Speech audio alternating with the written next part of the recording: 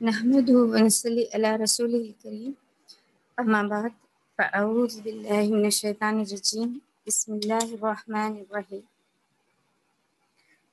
رب اشرح لي صدري ويسر لي أمري واحلل عقدة من لساني يفقهوا قولي رب زدني علما اللهم فقهنا في الدين اللهم أرنا الحق حقا وارزقنا اتباعه وأرنا الباطل باطلا وارزقنا اجتنابه۔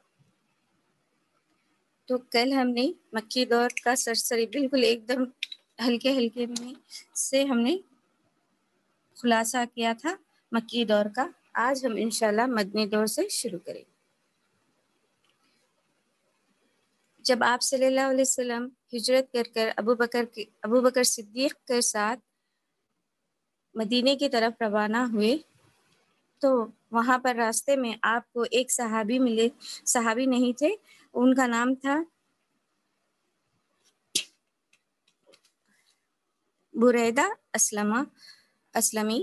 تو وہ صحابی کے ساتھ 70 آدمی ان کے قوم کے سردار تھے، ان کے ساتھ 70 آدمی تھے۔ تو قریش جو انعام کا لالچ رکھے تھے کہ آپ صلی اللہ علیہ وسلم کو جو بھی پکڑ کر لائے ان کو 100 سرخ اونٹ کا انعام دیں گے۔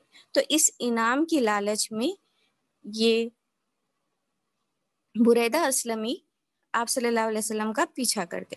جب آپ صلی اللہ علیہ وسلم کے سے جا ملتے انہوں تو آپ صلی اللہ علیہ وسلم سے بات کرنے کے بعد ان کا ارادہ بدل جاتا اور وہ اسلام قبول کر لیتے۔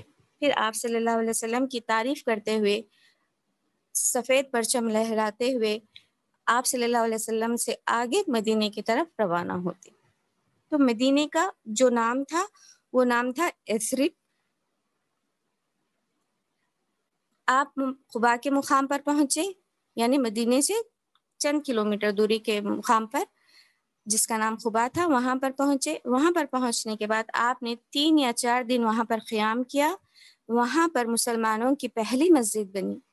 مکے میں دارالارقم میں عبادت ہوتی تھی یا اپنے گھروں میں یا کعبے میں، لیکن مسلمانوں کی پہلی مسجد قباء جو کہ قباء کے مقام پر بنی تھی۔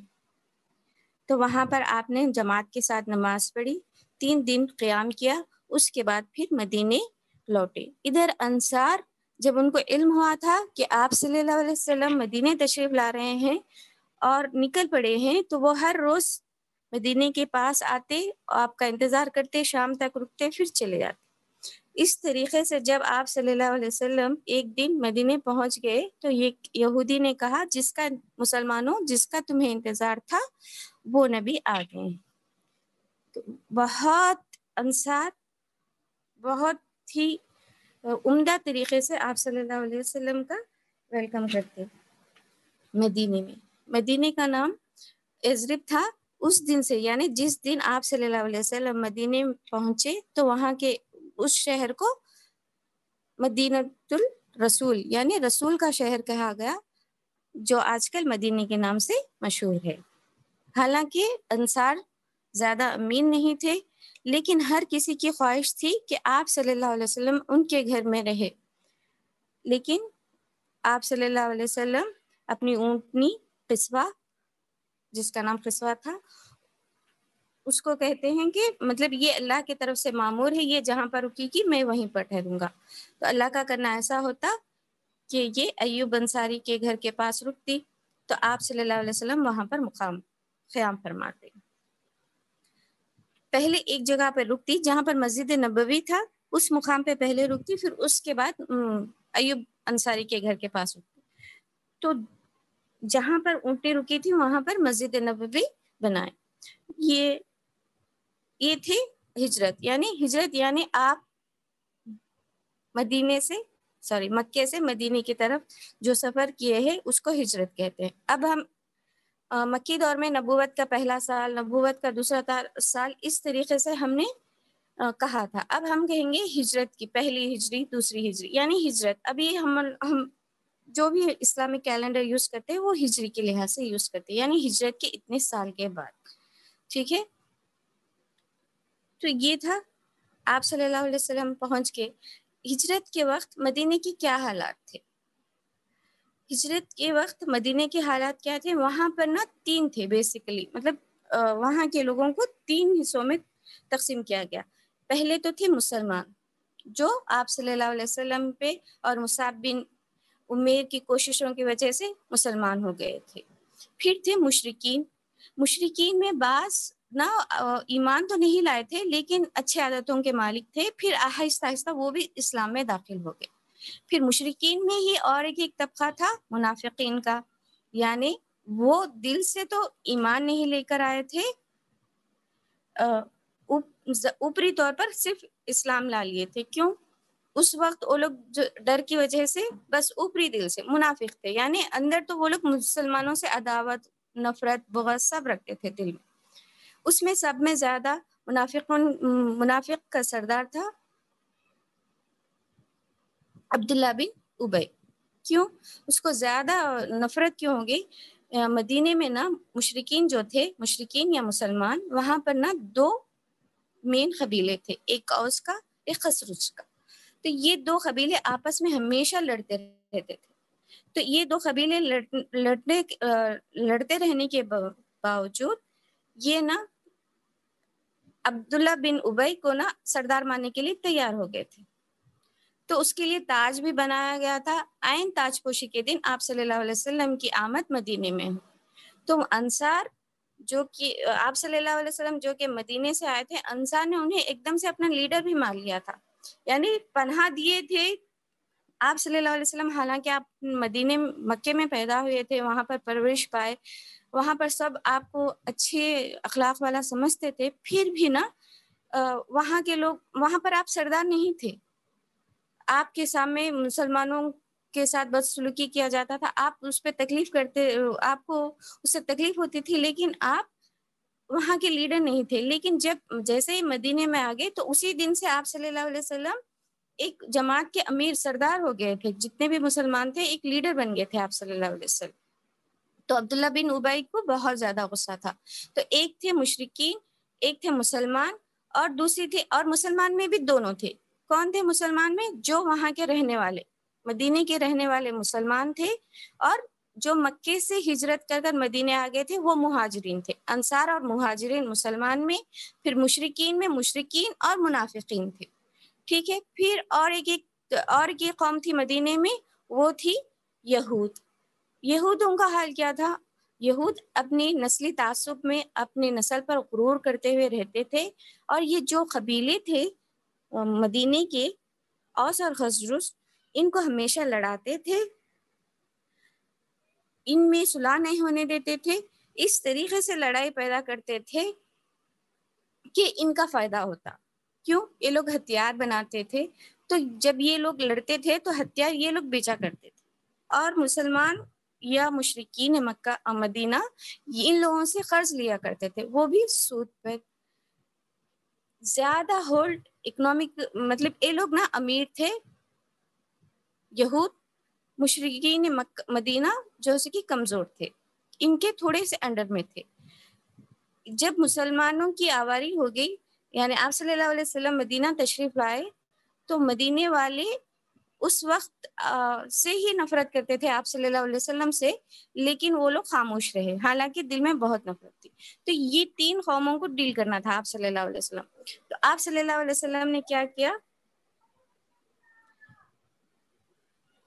چونکہ مدینے میں مسلمان تھے، آپ کے ساتھ تھے، لیکن وہ سب نا الگ الگ قبیلے سے بکھرے ہوئے تھے، کہ قبیلے کے قبیلہ ایک خاندان کا خاندان پورا ایمان نہیں لے کر آیا تھا. ہر خاندان کا ایک ایک فرد نا ایمان لے کر آئے تھے.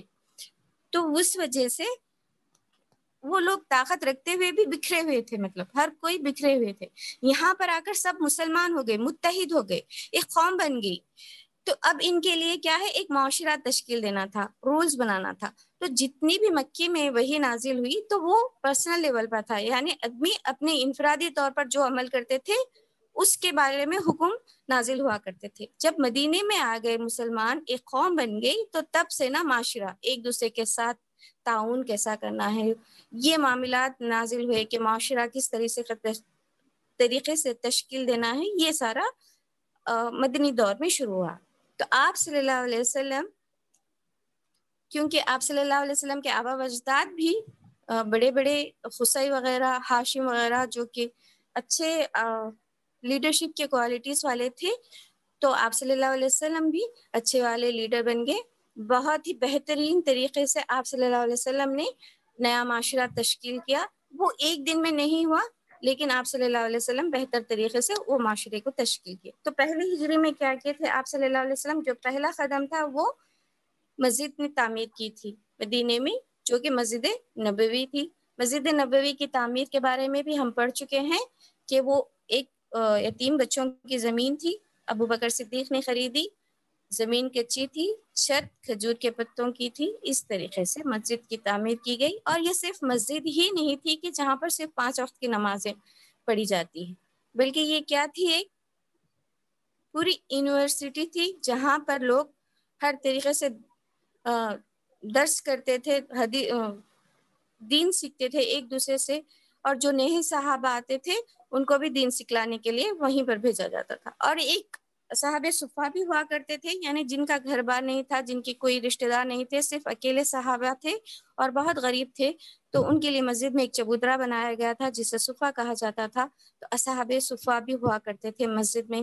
یہ مسجد ہی نہیں تھی، یہاں پر یہ جیل کی طرح سے بھی یوز ہوتا تھا، کہ بہت بڑی یونیورسٹی کے لحاظ سے بھی یوز ہوتی تھی.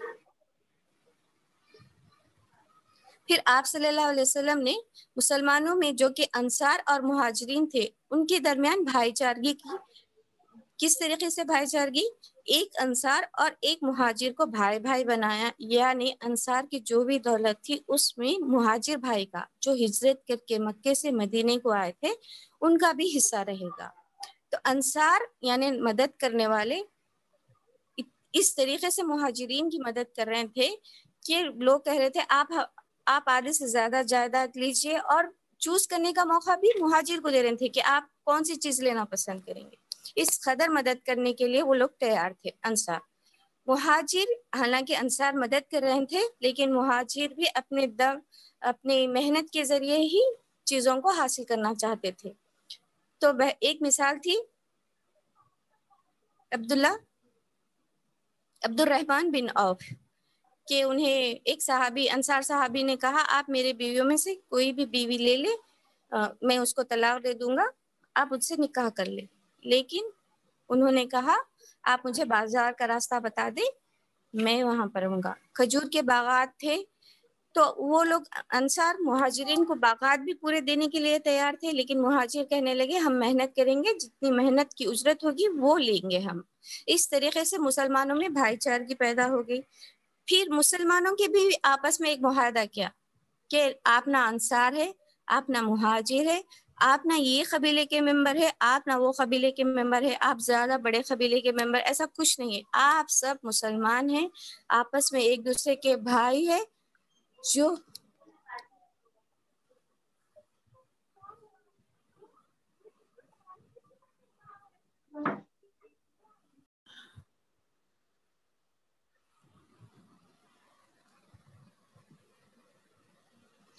جی آپ صلی اللہ علیہ وسلم مسلمانوں کے ساتھ بھی آپس میں معاہدہ کیے تھے کہ آپ تمام مسلمان ایک قوم ہیں، اور مطلب کافر کے بدلے مسلمان بھائی کو آپ قتل نہیں کر سکتے. ایک مسلمان کا نقصان سارے مسلمان کا نقصان ہے، جب بھی کوئی ایک تکلیف میں ہوگا تو دوسری اس کی مدد کرے گی. اس طریقے سے مسلمانوں میں بھی یہ ریٹن طور پر، تحریری طور پر عہد و پیمان کیے گئے.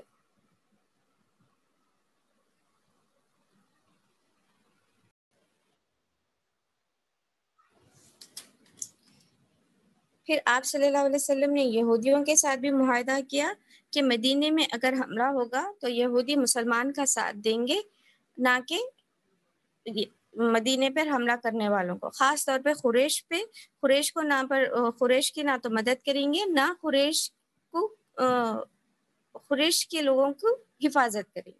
اس طریقے سے آپ صلی اللہ علیہ وسلم نے ان سے بھی معاہدہ کیا تھا.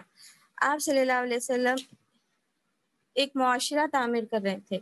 پھر یہ قریش کو نا اچھا نہیں دکھ رہا تھا کہ جو مظلوم قوم تھی وہاں پر جا کر اچھے سے رہنے لگی مدینے میں، تو انہیں بے چینی ہو گئی. انہوں نے دھمکی بھرا خط لکھا مدینے والوں کے نام کہ تم نے ہمارے لوگ یعنی یہاں سے جو بھی بھاگے ہوئے مسلمان ہیں ان کو پناہ دی ہے، یا تو انہیں نکال کر باہر کرو، ہمارے حوالے کرو، ورنہ ہم نہ مدینے میں گھس کر آپ سب لوگوں کو آپ سب سے جنگ کریں گے۔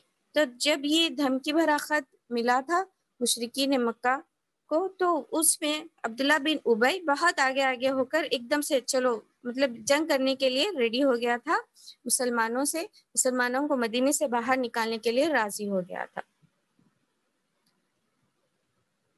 تو پھر آپ صلی اللہ علیہ وسلم بتائے کہ نہیں، مکے کے لوگ اتنا نقصان نہیں کریں گے مدینے میں آ کر جنگ کر کر جتنا تم ہم لوگوں سے لڑ کر نقصان کرتے۔ تو یہ بات سمجھانے پر عبداللہ بن ابی کے ساتھ جو بھی لوگ آئے تھے وہ بھی سمجھ کر جنگ کینسل کر دیتے، جنگ نہیں ہوتی جنگ۔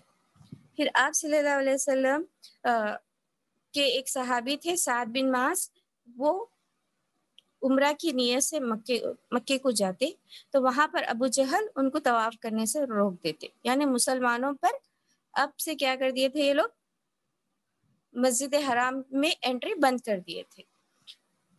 پھر مہاجرین کو بھی یہ لوگ دھمکی دینے لگے تھے قریش کے لوگ کہ تم لوگ یہ نہ سمجھنا کہ اطمینان سے نہ رہنا، مدینے میں جا کر تم لوگ سکون سے ہو گئے، ہم کبھی بھی کریں گے اور تم لوگوں کو برباد کر دیں گے۔ تو ہمیشہ یہ لوگ دھمکیاں دیتے تھے قریش کے لوگ مدینے کے مسلمانوں کو۔ 13 سال جو لوگ یہ ظلم سہ کر آئے تھے، ایک دم سے یہ لوگ یہ ظلم کے باہر سے نہیں نکلے تھے، مطلب یہ لوگ ڈرتے بھی تھے، مسلمان مدینے آنے کے باوجود بھی خود ہمیشہ ڈرے ہوئے رہتے تھے کہ کب کدھر سے قریش کے لوگ آ کر مدینے پر حملہ کر دے۔ تو اس وجہ سے یہ لوگ نا ہمیشہ ہتھیار کے ساتھ رات گزارتے تھے اور ہتھیار کے ساتھ صبح کرتے تھے۔ آپ صلی اللہ علیہ وسلم کے بھی گھر کا پہرا دیا کرتے تھے صحابی۔ پھر آیت نازل ہوئی تھی واللہ یعصمک من الناس، اللہ آپ کو لوگوں سے محفوظ رکھے گا۔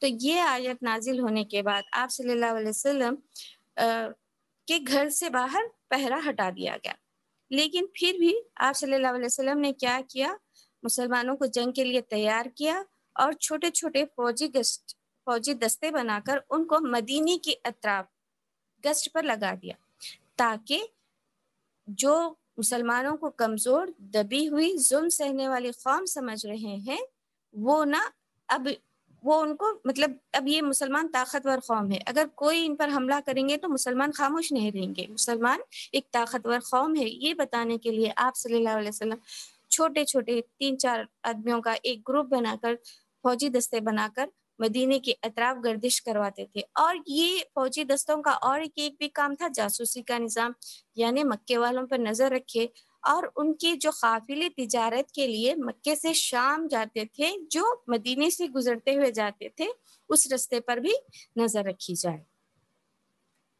پھر آپ صلی اللہ علیہ وسلم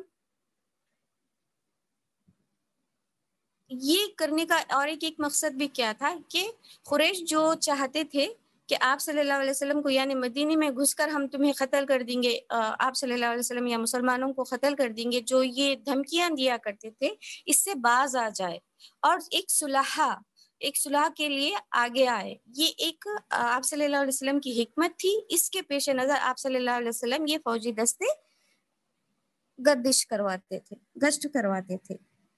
اور آپ صلی اللہ علیہ وسلم نے مدینے کے اطراف کے قبائل سے چھوٹے چھوٹے جو قبائل تھے ان سے بھی معاہدہ کیا تھا کہ نہ ہم آپ سے جنگ کریں گے، نہ آپ ہم سے جنگ کرنا، ہم ایک دوسرے کی مدد کرنا۔ تو اس طریقے سے آپ صلی اللہ علیہ وسلم نے معاہدے کر کر ہر طرف سے امن قائم کر کر ایک اچھے سے معاشرہ قائم کیا تھا۔ پھر پہلی ہی ہجری میں آپ صلی اللہ علیہ وسلم نے ایک سیریا بھیجا تھا۔ سیریا یعنی وہ جنگ تھی جس میں آپ صلی اللہ علیہ وسلم شامل نہیں ہوتے تھے، اور غزوہ وہ جنگ ہے جس میں آپ صلی اللہ علیہ وسلم خود شامل ہوتے تھے۔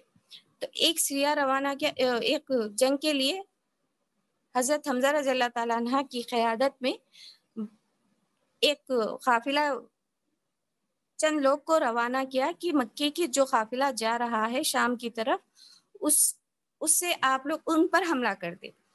تو حضرت حمزہ یہ پہلا سیریا تھا جو کہ حضرت حمزہ رضی اللہ تعالیٰ عنہ کی قیادت میں ہو، اور جھنڈا تھا، اس جھنڈے کا رنگ سفید تھا۔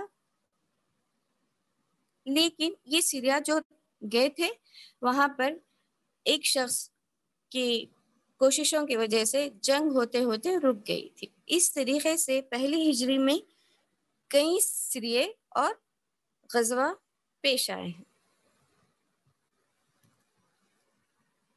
ان سرے اور غزووں میں جب پہلی ہجری کمپلیٹ ہو گئی، اب دوسری ہجری آ گئی ہے، تو نبوت کا 1 سال گزر گیا ہے۔ نبوت کے دوسرے سال میں غزوہ ذی العشیر جمادی الاول میں ہوا تھا، یعنی آپ صلی اللہ علیہ وسلم، ابو سفیان کا جو قافلہ تھا، یعنی وہ بزنس کے لیے مکے سے شام کی طرف جا رہا تھا، تجارت کے لیے جا رہا تھا، تو آپ صلی اللہ علیہ وسلم یہ فوجی دستے، آپ صلی اللہ علیہ وسلم نے چند صحابہ کے ساتھ مل کر ان کا پیچھا کیا، لیکن ابو سفیان اور وہ قافلہ بچ کر نکل گئے۔ آپ صلی اللہ علیہ وسلم واپس مدینہ آ گئے۔ یہ جمادی الاول میں تھا یا جمادی الاخری میں تھا، یعنی جمادی الاول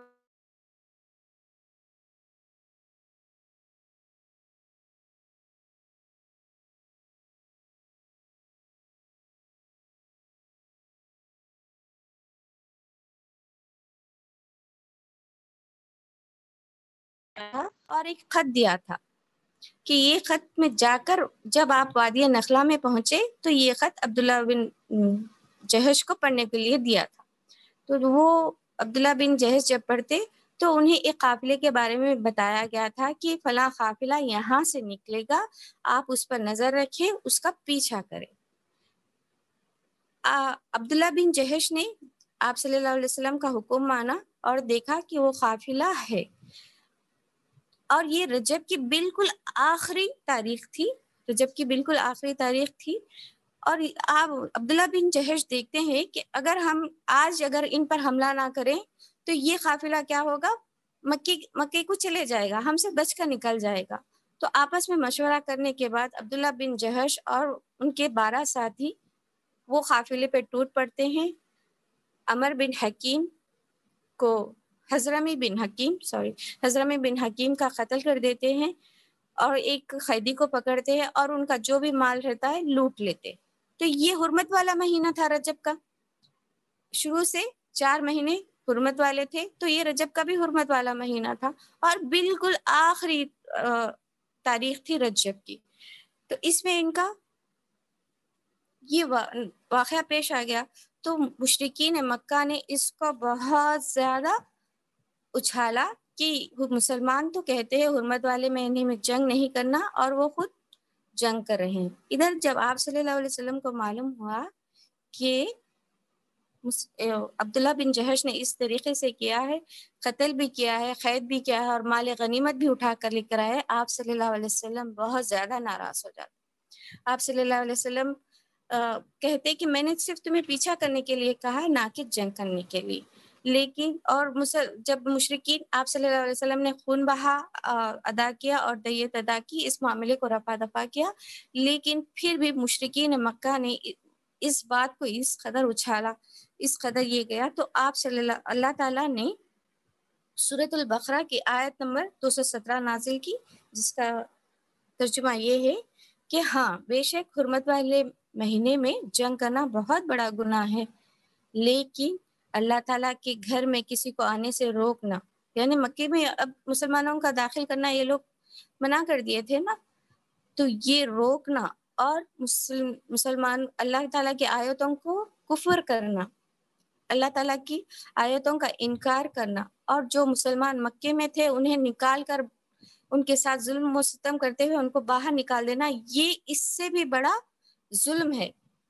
یہ تو گناہ ہے جو حرام مہینے میں جنگ کی گئی، یہ تو بڑا گناہ ہے، لیکن اس سے زیادہ گناہ یہ ہے کہ اللہ کے گھر میں داخل ہونا سے روکنا ہے، اور مسلمان جو وہاں پر تھے ان کے اپنے شہروں سے ان کو باہر نکالنا ظلم و ستم کر کے، یہ قتل سے بھی بڑا فتنہ ہے۔ اللہ تعالیٰ کی یہ آیتیں نازل کرتے مسلمانوں کے حق میں۔ پھر آپ صلی اللہ علیہ وسلم کو بھی جنگ کی اجازت مل جاتی، تو آپ صلی اللہ علیہ وسلم صحابہ کو ٹرین کرتے رہتے جنگ کے لیے۔ آپ صلی اللہ علیہ وسلم اچھے لیڈر تھے، اچھے ساتھی تھے، اچھے مبلغ تھے، ہر چیز آپ صلی اللہ علیہ وسلم کی نہایت عمدہ اور بہت ہی اعلیٰ ہوتی تھی۔ آپ صلی اللہ علیہ وسلم کا حلیہ مبارک بھی بیان کیا گیا تھا انہی آڈیو کے بیچ میں۔ سب کو یاد ہے میرے خیال سے کہ آپ صلی اللہ علیہ وسلم کا رنگ سرخی مائل تھا، ہاتھ نہایت ہی نرم ملائم مضبوطار تھے، آپ کا پسینہ خوشبودار تھا، آپ چاند سے بھی خوبصورت تھے۔ اس طریقے سے جس صحابی نے جس نظر سے آپ صلی اللہ علیہ وسلم کو دیکھا، جس طریقے سے وہ اپنے بہترین انداز میں آپ صلی اللہ علیہ وسلم کی تعریف کرتے تھے، اس سے ہمیں یہ پتہ چلتا تھا کہ تقریباً سب کا یہی تھا کہ آپ کا رنگ سرخی مائل لیے ہوئے تھا، سفید تھا، آپ کے بال نہ زیادہ گھنگرالو تھے نہ زیادہ بالکل سیدھے تھے، درمیان کے تھے۔ اس طریقے سے خط میں بھی زیادہ لمبے نہ تھے، زیادہ چھوٹے نہ تھے، درمیانی خط کے تھے، چلتے تو اس قدر مضبوطی سے چلتے جیسے ڈھلان پہ چلتے تھے۔ یہ تھا آپ کا حلیہ مبارک۔ یہ سریہ نقلیہ ہوگا، اور پھر اس کے بعد جنگ بدر پیش آتی رمضان میں۔ جنگ بدر کا ایک ریزن کیا تھا کہ جو ابو سفیان کا قافلہ چلے گیا تھا، تو رسول اللہ صلی اللہ علیہ وسلم کیا کرتے، دو صحابی کو وہ قافلے مطلب جس راستے سے واپس ہوتے مکے کے لیے، شام سے مکے کے لیے جس راستے پہ واپس ہوتے، وہاں پر دو صحابی کے لیے رکھے تھے کہ جیسے ہی وہ قافلہ واپس آئے آپ آ کے مجھے انفارم کرو۔ تو محمد صلی اللہ علیہ وسلم کو جیسے ہی یہ صحابی کو جیسے ہی پتہ چلتا کہ ابو سفیان واپس آ رہے ہیں، تو یہ لوگ محمد صلی اللہ علیہ وسلم کو اطلاع دیتے۔ محمد صلی اللہ علیہ وسلم ایسے اعلان کرتے، یعنی اس وقت جنگ کا کوئی ارادہ نہیں تھا، بس یہ قافلے کو لوٹنے کا ہی ارادہ تھا۔ تو اعلان کر دے تو آپ کے ساتھ 313 لوگ آپ کے ساتھ شامل ہوتے اس قافلے میں، اور 2 گھوڑے ہوتے، 70 اونٹ ہوتے، جس پہ ہر آدمی باری باری سواری کرتے۔ تو یہ مختصر سا قافلہ نکلتا ہے، کیوں؟ ابو سفیان کا قافلہ لوٹنے کے لیے۔ پھر جب ابو سفیان بھی بہت چوکنے میں انداز میں آتے ہیں، کیونکہ انہیں پتا تھا مسلمان کا فوجی دستہ گشت کر رہا ہے، اور مسلمان کے مطلب عبداللہ بن جہش کا بھی یہ ہو گیا تھا نا واقعات، تو اس سے بھی ڈر رہے تھے کہ پہلی جیسی قوم نہیں رہی، یہ کس وقت بھی حملہ کر سکتے ہیں اور ہمیشہ جنگ کے لیے تیار ہو رہے۔ تو مشرکین کو یہ بات سے بھی ڈر ہو گیا تھا، یعنی جو ڈر رہے تھے کہ ایک طاقتور قوم بن کے ابھرے گی، تو مسلمانوں سے ان لوگوں کو بھی ڈر تھا۔ تو وہ ابو سفیان بھی بہت چوکنا، بہت احتیاط سے آ رہے تھے۔ جب انہیں پتا چلتا کہ محمد شاید یہ قافلہ لوٹ لے، تو انہوں نے مدد کے لیے مکے والوں کو بلایا۔ تو مکے والے تو تیار تھے، عبداللہ بن جہش کی جو تھی مطلب جو انہوں نے قتل کیا تھا، وہ اس کا بدلہ لینے کے لیے، اور مسلمان جو اتنی آسانی سے اچھے سے رہ رہے، یہ سب برداشت نہیں ہو رہا تھا۔ تو پورے تمام مکے کے بڑے بڑے سردار جنگ کرنے کے لیے تیار ہو گئے، جن کی تعداد تھی 1300 لوگ، ہر طریقے سے جنگی ہتھیار سے لیس ہو کر وہ لوگ حملے کے لیے نکلے، جنگ کے ارادے سے ہی نکلے تھے۔ اور ان کا سردار کون تھا؟ مشرکین کا سردار کون تھا؟ مکہ مشرکین کا ان کا سردار تھا ابو جہل۔ ابو جہل کی صدارت میں نکلے، تو ان کے ساتھ شیطان بھی شامل تھا، جو تھوڑا بہت ڈر رہے تھے، جھجک رہے تھے۔ شیطان نے بھی ان کے ساتھ رہ کر، ایک آدمی کی شکل میں رہ کر، ان کو خوب حوصلہ افزائی کی کہ جائیں اور مسلمانوں سے جنگ کریں۔ اس طریقے سے جنگ ہوتی۔ جنگ کے لیے مکے کے مشرکین نکلتے، ادھر سے آپ صلی اللہ علیہ وسلم قافلہ لوٹنے کی نیت سے نکلے تھے، لیکن ابو سفیان حالانکہ پہلے مکے والوں کو بول دیتے کہ میری مدد کے لیے آئے، قافلہ بچانے کے لیے آ جائے۔ یہ قافلہ بھی نا کیسا قافلہ تھا، ایسا ویسا نہیں تھا، مطلب جو تجارتی قافلہ جو واپس لے کر آئے تھے ابو سفیان، اس میں تمام مکے والوں کا مال لگا ہوا تھا، یعنی ان کو یہ مالی حیثیت بہت زیادہ تھی۔ اس میں 262 کلو سونے کے برابر مال تھا ان لوگوں کا۔ اگر یہ مسلمانوں کے ہاتھ لگ جاتی تو یہ مکے والوں کی کمر ٹوٹ جاتی تھی۔ تو یہ قافلہ تھا، یہ بہت امپورٹنٹ قافلہ تھا، تجارتی قافلہ۔ تو آپ صلی اللہ علیہ وسلم بھی چاہتے تھے کہ یہ ملے، لیکن ابو سفیان کی ہوشیاری اور سمجھداری کی وجہ سے ابو سفیان راستہ چینج کر لیتے، ان کا قافلہ پھر سے آپ صلی اللہ علیہ وسلم سے بچ جاتا. یہ خبر دونوں کو بھی ملتی، آپ صلی اللہ علیہ وسلم کو بھی ملتی اور ابو جہل کو بھی ملتی کہ ابو سفیان کا قافلہ بچ نکلا. لیکن ابو جہل بولتے ٹھیک ہے قافلہ تو بچ نکلا، لیکن ہم جائیں گے مسلمانوں پہ دھاک بٹھائیں گے، وہاں پر ناچیں گے گائیں گے، اور سارے عرب میں ہمارا چرچا ہوگا کہ کس شان سے مشرکین کا جھنڈا نکلا، مشرکین کا قافلہ نکلا تھا، یہ ہماری شان ہوگی. تو ابو جہل کا یہ ارادہ تھا. تو 1300 تو نکلے تھے مکے سے، تو اس میں سے 300 افراد یہ سن کر کے ابو سفیان کا قافلہ بچ کر نکلا ہے، تو 300 افراد واپس مکے کو چلے جاتے، تو 1000 لوگوں کا لشکر رہتا وہاں پر. آپ صلی اللہ علیہ وسلم کے ساتھ 313 یا 317 تھے لوگ. تو پھر آپ صلی اللہ علیہ وسلم کو بھی معلوم ہو جاتا کہ ابو سفیان تو چلے گئے، اب ہم کیا کریں. اور یہ بھی بات معلوم ہو گئی آپ صلی اللہ علیہ وسلم کو کہ ابو جہل ایک بہت بڑا لشکر لے کر جنگ کے ارادے سے ادھر بدر کی طرف روانہ ہو رہا. تو پھر آپ صلی اللہ علیہ وسلم اپنے صحابہ سے مشورہ کرتے. تو مہاجر ابو بکر صدیق اٹھتے، اچھی تعریف کرتے کہ ٹھیک ہے ہم جنگ کریں گے رسول اللہ. پھر عمر بھی اٹھتے، اچھی بات کرتے. پھر مقداد بن اسود بھی اٹھتے، انہوں بھی اچھی طریقے سے بات کرتے. تو آپ صلی اللہ علیہ وسلم بولتے اور رائے دیجیے اور رائے دی. تو جو بھی بات کر رہے تھے، جو بھی رائے دے رہے تھے، وہ مہاجرین تھے. تو آپ صلی اللہ علیہ وسلم چاہتے تھے کہ انصار بھی کچھ اچھے سی مطلب انصار بھی دل سے راضی ہو کہ جنگ کرے. آپ صلی اللہ علیہ وسلم چاہتے بھی تھے کہ واپس لوٹ جانا، لیکن پھر سوچے کہ کیا پتا مدینے کے لوگ مطلب یہ لوگ مدینے تک پہنچ کر پھر وہاں پر بڑی جنگ نہ کر دے اور پھر مسلمانوں کی جو ہے کہ مطلب ڈر کر بھاگ گئے، اس طریقے سے کہیں یہ نہ ہو. تو آپ صلی اللہ علیہ وسلم تمام مصلحتوں کے تحت جنگ کرنا چاہ رہے تھے، لیکن مشورہ بھی کر رہے تھے جس میں صرف مہاجرین بول رہے تھے. تو آپ صلی اللہ علیہ وسلم چاہتے تھے کہ انصار بھی دلی رضامندی دے. تو پھر سعد بن معاذ اٹھتے ہیں اور انہیں کہتے ہیں کہ آپ صلی اللہ علیہ وسلم اگر آپ ہم سے سننا چاہتے، ہم سے انصار سے یہ بات سننا چاہ رہے ہیں کہ ہم آپ کے ساتھ دے رہے ہیں یا نہیں دے رہے ہیں، تو بے شک ہم آپ کے ساتھ دے رہے ہیں. ہم وہ قوم نہیں کہ جو کہے موسیٰ آپ اور آپ کا اللہ لڑے ہم بیٹھ کے رہیں گے، یہ قوم نہیں ہے ہم، انشاءاللہ ہم آپ کے ساتھ رہیں گے.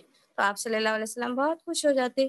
اس طریقے سے جنگ کے لیے تیار ہو جاتے اور بدر کے مقام پر پہنچتے اور ہر حکمت اپناتے آپ صلی اللہ علیہ وسلم اور آپ صلی اللہ علیہ وسلم کے صحابی. یہ 313 تھے اور یہ تعداد میں 1000 تھے.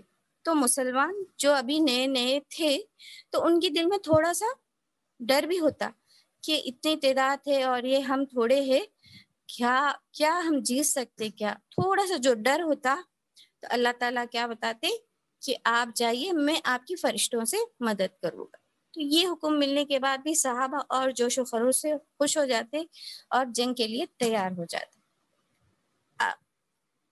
مشرکین کا لشکر بھی بدر پہنچ جاتا، مسلمانوں کا لشکر بھی بدر پہنچ جاتا. مسلمانوں کا لشکر خطرے اوپر کی سطح پہ اپ سائڈ پہ رہتا، مشرکین کا تھوڑا سا ڈاؤن سائڈ پہ رہتا.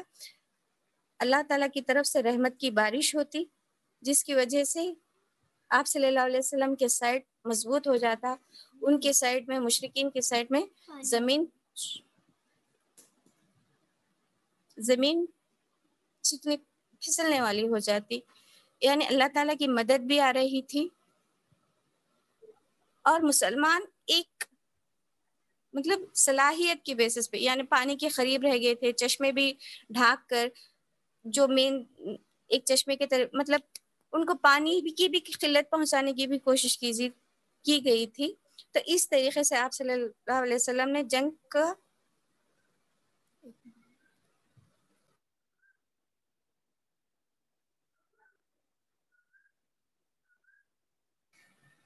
اس طریقے سے آپ صلی اللہ علیہ وسلم نے جنگ کی تیاری کی تھی. صحابہ کو بھی اچھے سے سب بندی کیا تھا. اس دوران ایک واقعہ پیش آیا تھا کہ صحابی چاہتے تھے کہ جنگ میں کچھ بھی ہونے سے پہلے ان کا جسم اور آپ صلی اللہ علیہ وسلم کا جسم مس ہو جائے. اس صحابی کا نام تھا، کوئی بتا سکتے سسٹرز؟ میری آواز آ رہی ہے سسٹرز؟ جی میم آ رہی.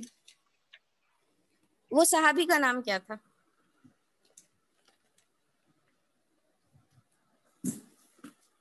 کوئی بتا سکتے جو صحابی چاہ رہے تھے جنگ سے پہلے ان کا اور آپ صلی اللہ علیہ وسلم کا جسم ایک دوسرے سے مس ہو جائے؟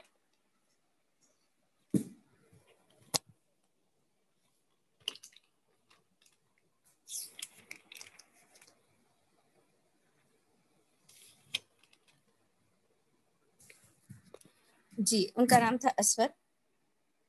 وہ صحابی چاہتے تھے یعنی یا رسول اللہ آپ صلی اللہ علیہ وسلم نے مجھے تکلیف دی تو آپ صلی اللہ علیہ وسلم بولتے اچھا تم میرا بدلہ لے لو، تو وہ صحابی آپ صلی اللہ علیہ وسلم سے لپٹ جاتے. پھر یہ جنگ ہو رہی تھی، تعداد میں تھوڑے تھے تو بھی نا مسلمانوں کو آپ صلی اللہ علیہ وسلم کی فکر تھی. آپ صلی اللہ علیہ وسلم کے لیے انہوں نے کیا کیا تھا؟ ایک چھپر تعمیر کیا تھا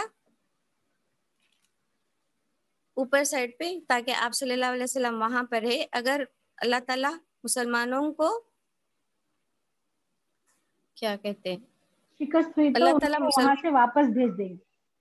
جی، اگر اللہ تعالیٰ مسلمانوں کو کامیابی عطا کرے تو آپ بہت خوش ہو جائے، اگر نہیں اللہ نہ کرے اگر مسلمان قتل ہو گئے یعنی جنگ ہار رہے ہیں تو آپ صلی اللہ علیہ وسلم سے وہاں سے نکل کر ہم سے بہتر لوگوں میں جا کر ملے کیونکہ ان لوگوں کا آپ پہ زیادہ حق ہے.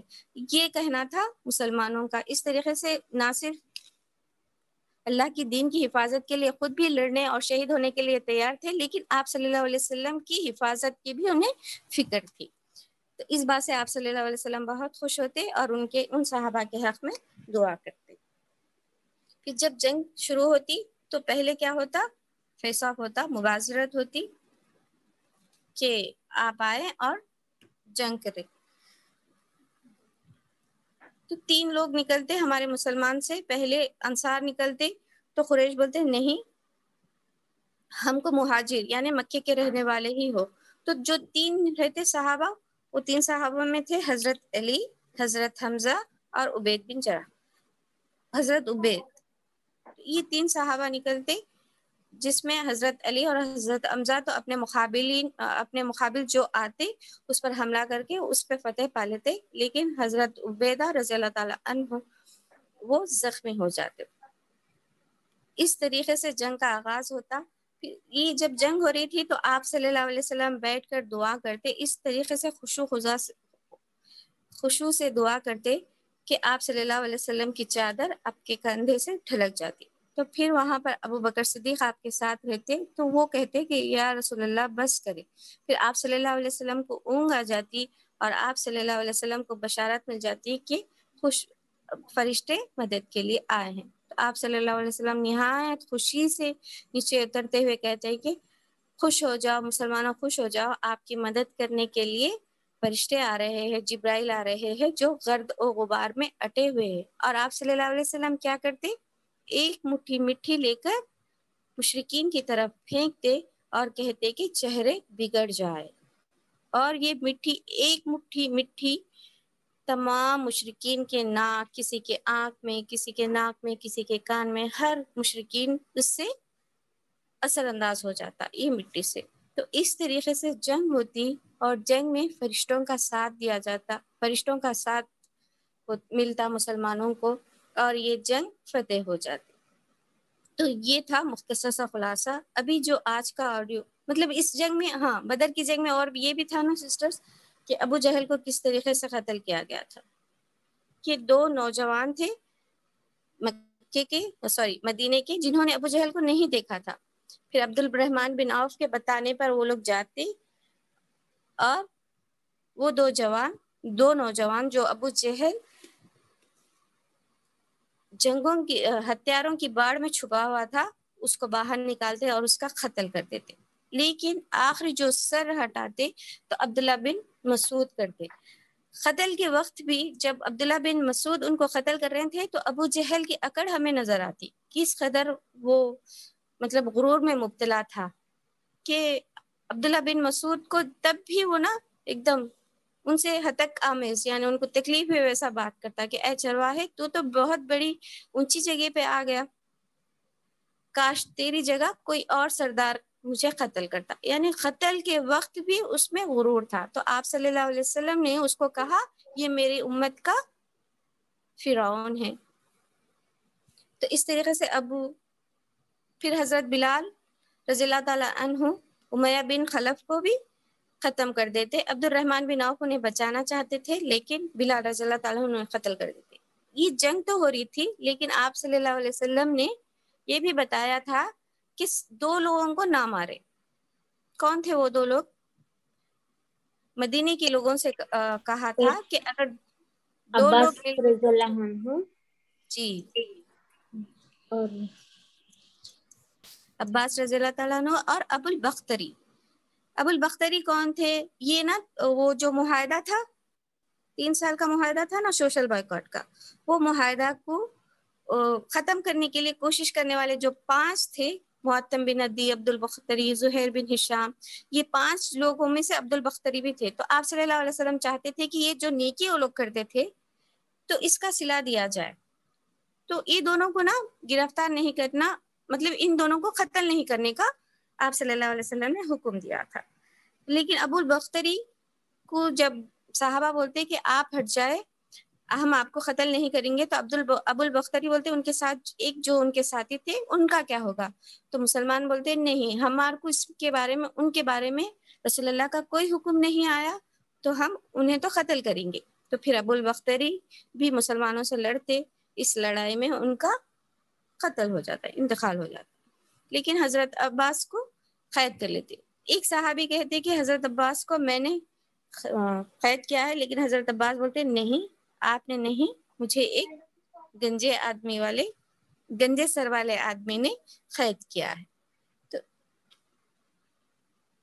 یہ تھا اب تک کا خلاصہ جو میں نے کوشش کی کہ آپ تک پہنچا سکوں.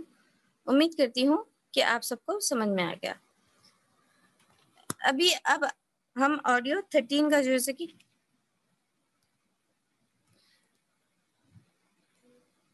کلاس لیں گے. تو اس میں کیا تھا، جنگ تو ہو گئی، جنگ کے بعد جنگ میں بھی حضرت عکاشہ کا، بدر کے جنگ میں بھی معجزات ہوئے تھے جس میں حضرت عکاشہ کی تلوار ٹوٹ گئی تھی.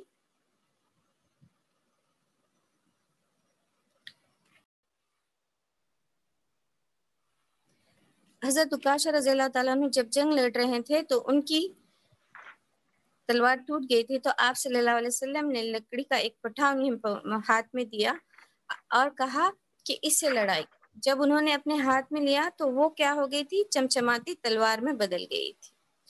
اور یہ تلوار ان کے پاس کب تک تھی؟ ابوبکر صدیق کے زمانے تک تھی. یعنی آپ صلی اللہ علیہ وسلم کے انتقال کے بعد بھی یہ اس تلوار سے لڑتے تھے. اور وہ تلوار کا نام رکھا تھا انہوں نے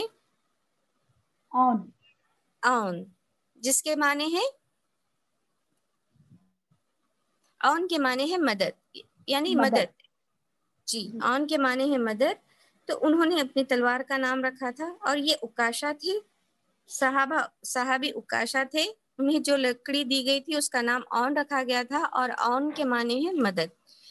ٹھیک ہے، تو یہ بھی ہو گیا. پھر آپ صلی اللہ علیہ وسلم جو بھی آپ صلی اللہ علیہ وسلم کا یہ تھا کہ جب بھی جنگ ہو جاتی تو آپ صلی اللہ علیہ وسلم 3 دن تک میدان میں رہتے. تو پھر آپ صلی اللہ علیہ وسلم 3 دن تک میدان میں رہے. وہاں پر یعنی مشرکین کے مکہ کے جو بھی مقتولون تھے، جو بھی قتل ہو گئے تھے، ان کو کیا کہ ایک کنویں میں ڈال دیے، ڈھکل دیے، اور مسلمانوں کو تدفین کی گئی. مسلمانوں میں بھی شہید ہوئے تھے، ان کی تدفین کی گئی. پھر آپ صلی اللہ علیہ وسلم نے مال غنیمت کو بانٹا، یعنی اپنا حصہ لیا، پھر تمام صحابہ میں بانٹا. اس طریقے سے آپ نے مال غنیمت بھی لے لیا. پھر آپ صلی اللہ علیہ وسلم واپس ہو رہے تھے. اب مشرکین مکہ کو جب خبر ہوئی کہ جنگ بدر میں ان کی شکست ہو گئی ہے، تو ابو لہب جو کہ جنگ میں شریک نہیں ہوا تھا، اپنے کسی قرضدار کو جنگ میں بھیجے تھے. حالانکہ بڑے بڑے سردار جو آئے تھے جنگ کرنے کے لیے، لیکن ابو لہب نہیں گئے تھے. تو ابو لہب وہاں پر بیٹھ کر، یعنی مکے کے قریب ایک جگہ پر بیٹھ کر یہ کہتے ہوئے نظر آتے ہیں کہ کیا ہوا، مطلب جنگ کا کیا ہوا. ایک صحابی ربی تھے، ہاں، ان سے پوچھتے کہ جنگ میں کیا ہوا، یعنی کیوں ہماری تعداد اتنی زیادہ ہونے کے باوجود بھی ہم کس طریقے سے ہار گئے. یہ بات کرتے رہتے تو وہ جو آتے جنگ سے واپس ہو کر آتے انہوں بتاتے تھے کہ ہمارا مقابلہ تو انسانوں سے ہی نہیں تھا، ہمارا مقابلہ کس سے تھا؟ زمین اور آسمان کے بیچ میں رہنے والے لوگوں سے تھا. وہ جس طریقے سے چاہے ہمیں اس طریقے سے کھدیڑ دیا کرتے تھے، تو ہم لوگ اس وجہ سے ہم لوگ ہار گئے.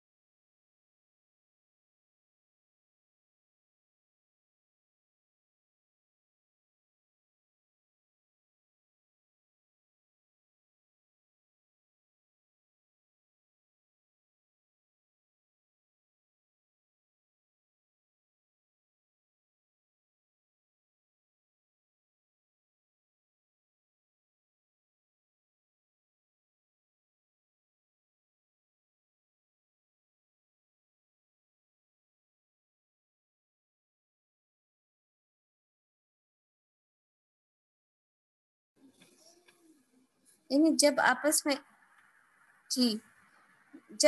میں ابو جہل اور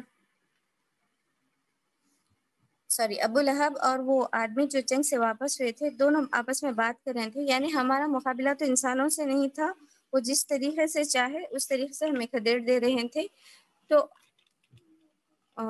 حضرت عباس کی بیوی ام الفضل اور ان کے جو نوکر تھے، خادم تھے، انہوں نے ایمان لے کر آیا تھا. تو انہوں نے ایک دم سے باہر نکل کر یہ کہا کہ یہ تو فرشتے تھے، اللہ کی قسم یہ تو فرشتے تھے. تو یہ بات سن کر ابو لہب کیا کرتے؟ ان کو مارتے.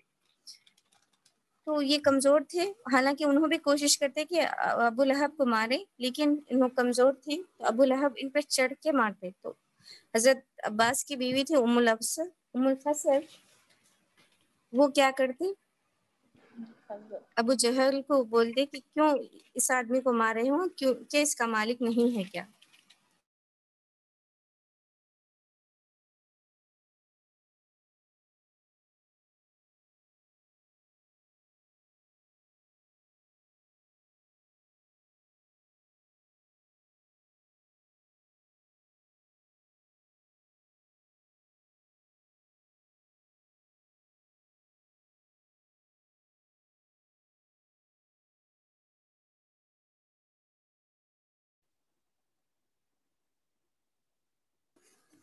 سسٹر میری آواز آ رہی ہے آپ لوگوں کو؟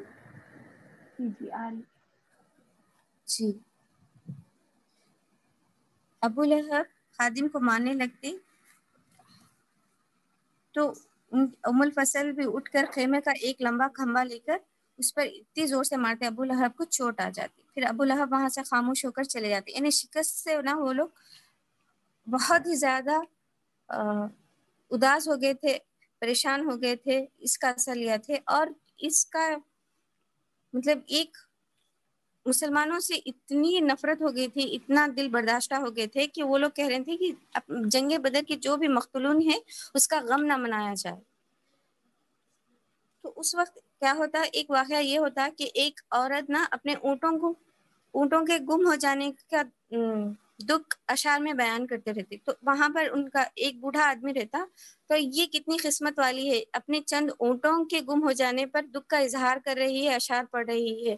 اور میں کتنا بد نصیب ہوں، بوڑھا ہوں، اور میرے جوان بیٹے جنگ بدر میں ہلاک ہو گئے ہیں، اور میں ان کا غم بھی نہیں منا سکتا، غم کا اظہار بھی نہیں کر سکتا. تو اس طریقے کی کیفیت ہو گئی تھی مکے میں. ابو لہب کو کیا ہوتا، اس کے چند دن جنگ بدر کے چند دن کے بعد ایک گلٹی نکل کر آتی جس کو سرطان کہا جاتا تھا، اور عرب کے لوگ اس کو بہت ہی زیادہ منحوس سمجھتے تھے. تو وہ اس کے انتقال کے بعد، دردناک موت کے بعد بھی جو ہے کہ اس کے بیٹے بھی نا اس کو چھونے سے ڈرتے تھے. پھر لوگوں کے شاید لوگ برا نہ مان جائے کہ اپنے باپ کو ایسے ہی چھوڑ دیے، اس ڈر کی وجہ سے انہوں نے کیا کیا، ایک گڑھا کھود کر لکڑیوں کے ذریعے ڈھکیلتے ہوئے اس کی لاش کو دفن کر دیا۔ اس طریقے سے ابو لہب کا بھی خاتمہ ہو گیا جنگ بدر کے بعد۔ جنگ بدر کے بعد ہی قبلہ چینج ہوا تھا، یعنی پہلے قبلہ کدھر تھا ہم لوگوں کا؟ بیت المقدس، بیت المقدس کی طرف تھا، تو پھر ابھی قبلہ چینج ہو کر کعبے کی طرف آ گیا تھا۔ آپ سے اب یہ تو تھا مکے کا حال، یعنی جنگ کے بعد ان کی یہ کیفیت تھی کہ وہ لوگ اپنے مقتولین کا غم بھی اظہار نہیں کر سک رہے تھے۔ لیکن پھر ادھر مسلمانوں میں جب آپ صلی اللہ علیہ وسلم نے خوشی کی خبر کے لیے زید بن حارثہ اور ایک صحابی کو بھیجا۔ زید بن حارث کو کس پہ بھیجے؟ اپنے اونٹ جو خصوہ تھا اس پر بھیجے تھے۔ تو یہ منافقین جو تھے، عبداللہ بن ابی، وہ نا زید بن حارثہ کو دیکھ کر، یعنی حضرت محمد صلی اللہ علیہ وسلم کی اونٹنی پر بیٹھ کر دیکھ کر یہ اندازہ لگاتے کہ دیکھو مسلمان تو ہار گئے، اسی وجہ سے زید بن حارثہ آ رہے ہیں اور محمد کی اونٹنی پر بیٹھ کے آ رہے ہیں، اور ان کو سمجھ میں نہیں آ رہا غم سے کہ وہ اپنا حال کس طریقے سے بیان کرے۔ لیکن یہ عبداللہ بن ابی کا تھا، لیکن بات یہ تھی کہ مسلمان جیت گئے تھے اور خوشی سے زید بن حارث کچھ کہہ نہیں پا رہے تھے۔ پھر جب مسلمانوں کو پتہ چلتا کہ جنگ میں ہمیں فتح مل گئی ہے، تو مسلمان آپ صلی اللہ علیہ وسلم مدینے آنے سے پہلے ہی آپ صلی اللہ علیہ وسلم سے جا کر مل کر ان سے تہنیت پیش کرتے، یعنی ان کو مبارکباد دیتے۔ اس طریقے سے آپ صلی اللہ علیہ وسلم جب مدینے کی جنگ بدر، یعنی یہ مسلمانوں کی پہلی جھڑپ تھی، اور یہ بہت امپورٹنٹ جھڑپ تھی تاکہ مکے کے مشرکین کے علاوہ عرب کے جو بھی لوگ تھے وہ یہ سمجھ جائے کہ مسلمان اب ظلم سہنے والی قوم نہیں رہی، بلکہ ایک طاقتور قوم بن گئی ہے، یہ اپنے دین پہ قائم رہنے والی مضبوط قوم بن گئی ہے۔ تو یہ جنگ کی خوشی سے جب آپ صلی اللہ علیہ وسلم طمانیت سے، اطمینان سے، جب اللہ تعالیٰ کی مدد بھی مل گئی اور جنگ بھی اچھے سے مسلمانوں کے حق میں بہتر ثابت ہوئی، تو یہ خوشی وہ مسرت لے کر جب آپ صلی اللہ علیہ وسلم مدینہ لوٹ رہے تھے، اس وقت حضرت عثمان اور اسامہ بن زید، یہ دونوں آپ صلی اللہ علیہ وسلم کی صاحبزادی کو دفنا رہے تھے۔ حضرت عثمان جنگ بدر میں اس لیے شامل نہیں ہوئے کیونکہ آپ صلی اللہ علیہ وسلم کی بیٹی بہت زیادہ بیمار تھے۔ تو یہ تو خوشی تھی، جنگ جیت کر آ رہے ہیں، خیر ہو گیا، مسلمانوں کا ایک دبدبہ قائم ہو گیا۔ لیکن جب آپ مدینے پہنچے تو آپ صلی اللہ علیہ وسلم کو یہ خبر ملتی ہے کہ آپ صلی اللہ علیہ وسلم کی بیٹی فوت ہو چکی۔ آپ صلی اللہ علیہ وسلم کی زندگی اسی طریقے سے خوشی اور غم سے ساتھ ساتھ چلتی ہوئی آ رہی تھی، یعنی یہ بھی ہو گیا تھا۔ پھر آپ صلی اللہ علیہ وسلم نے قیدیوں کے ساتھ بہترین سلوک کرنے کا حکم دیا گیا تھا۔ حال یہ تھا کہ صحابہ خود کھجور کھاتے تھے اور قیدیوں کو روٹی کھلاتے تھے، یعنی روٹی ان کے پاس بہت اچھی چیز تھی بنسبت کھجور کے، تو قیدیوں کو روٹی کھلاتے تھے۔ پھر اللہ تعالیٰ کے حکم سے یعنی قیدی فدیہ ادا کر کے چھوٹ سکتے تھے۔ تو ان قیدیوں میں کون تھے؟ حضرت عباس بھی تھے، اور آپ صلی اللہ علیہ وسلم کی بیٹی حضرت زینب کے شوہر ابو العاص بھی تھے۔ یہ قیدی تھے اور حضرت عباس کو اس طریقے سے مضبوطی سے باندھا گیا تھا کہ وہ تکلیف سے کرہا رہے تھے، تو ان کی تکلیف دے کر آپ صلی اللہ علیہ وسلم سو نہیں پا رہے تھے۔ تو صحابہ جب سمجھ جاتے کہ آپ صلی اللہ علیہ وسلم سے حضرت عباس رضی اللہ تعالیٰ عنہ کی تکلیف برداشت نہیں ہو رہی ہے، تو وہ کیا کرتے، نہ صرف ان کی بلکہ تمام قیدیوں کی رسی ڈھیلی کر دیتے۔ تو اس بات سے اطمینان پا کر آپ صلی اللہ علیہ وسلم آرام سے سو جاتے۔ تو جو قیدی تھے فدیہ حاصل کر رہا ہو رہے تھے، تو ابو العاص بھی تھے، تو ان کی فدیے کے لیے آپ صلی اللہ علیہ وسلم کی بیٹی حضرت زینب نے ایک ہار بھیجا جو کہ خدیجہ رضی اللہ تعالی عنہا نے انہیں دیا تھا ان کی شادی کے موقع پر۔ وہ ہار جب آپ صلی اللہ علیہ وسلم کے پاس پیش کیا جاتا تو آپ صلی اللہ علیہ وسلم رو دیتے، تو صحابہ یہ دیکھ کر ہار بھی واپس کر دیتے، ابو العاص کو بھی واپس بھیج دیتے اور کہتے، اس شرط پر واپس بھیج دیتے کہ آپ حضرت زینب کو مکہ مدینے بھیج دیں گے تاکہ وہ اطمینان سے مسلمان ہو جائے. یہ تھا. اور 2 ہجری کا واقعہ ہے یہ. 17 رمضان کو جنگ ہوئی تھی. جنگ کے بعد کے واقعات یہ ہیں. پھر اس کے بعد 2 ہجری میں ہی رمضان کے روزے فرض کیے گئے تھے. یعنی یہ جنگ روزوں کی حالت میں لڑی گئی تھی. 17 رمضان تھا تو سب صحابہ روزہ تھے. رمضان کے روزوں کی حالت میں جنگ لڑی گئی تھی. اور پہلی عید بھی منائی گئی تھی 2 ہجری میں 1 شوال کو. اور اسی سال صدقۃ الفطر اور زکوٰۃ کے بھی فرض کیا گیا تھا. زکوٰۃ کا بھی حکم دیا گیا تھا. تو یہ تھے مختصر 2 ہجری کے حالات. یعنی 2 ہجری میں ہی رمضان کے روزے فرض کیے گئے اور صدقۃ الفطر اور زکوٰۃ بھی دیا گیا. زکوٰۃ بھی فرض کی گئی. زکوٰۃ اور صدقۃ الفطر کیوں؟ یعنی جن کے پاس ہے وہ انہیں دے، جن کے پاس نہیں ہے. اس طریقے سے معاشرے میں ایک مساوات آ جائے، لوگوں میں ایک ثانیت آ جائے. اس وجہ سے یعنی مالی نصاب سے جو مجبور ہے انہیں کچھ مدد مل جائے. تو یہ تھا آڈیو 13 کا خلاصہ. امید کرتی ہوں میں اچھے سے بیان کی. اگر میں کچھ بھول گئی ہوں تو آپ لوگ اگر کوئی شیئر کرنا چاہ رہے ہیں تو شیئر کر سکتے ہیں.